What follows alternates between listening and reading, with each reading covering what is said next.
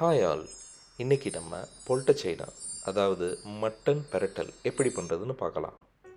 ஒரு குக்கரில் 750 gram mutton, பொடியாக நறுக்குன 2 வெங்காயம் ரெண்டையும் சேர்த்துக்கோங்க. இப்போது 3 கப்பு தண்ணி ஊற்றி குக்கரை மூடி வச்சுக்கோங்க.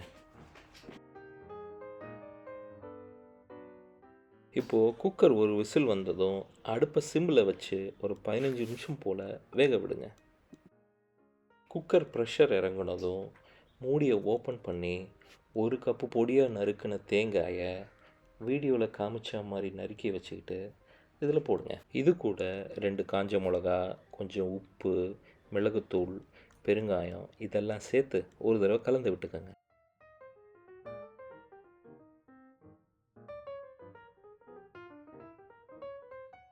இதுக்கப்புறம் 1 டேபிள் ஸ்பூன் சீரகம், கொஞ்சம் கருவேப்பிலை எல்லாம் போட்டு தண்ணியெல்லாம் நல்லா சுண்டி வர்ற வரைக்கும் மிக்ஸ் பண்ணுங்கள்.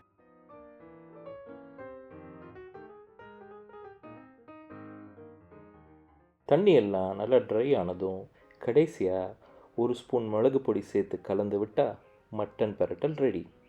இதை வத்தக்குழம்பு, புளி சாதம் கூட சாப்பிட்டா அட்டகாசமாக இருக்கும். நீங்களும் இந்த டிஷ்ஷை வீட்டில் ட்ரை பண்ணி பார்த்துட்டு எப்படி இருக்குன்னு சொல்லுங்கள். Like, share and subscribe. Thanks for watching.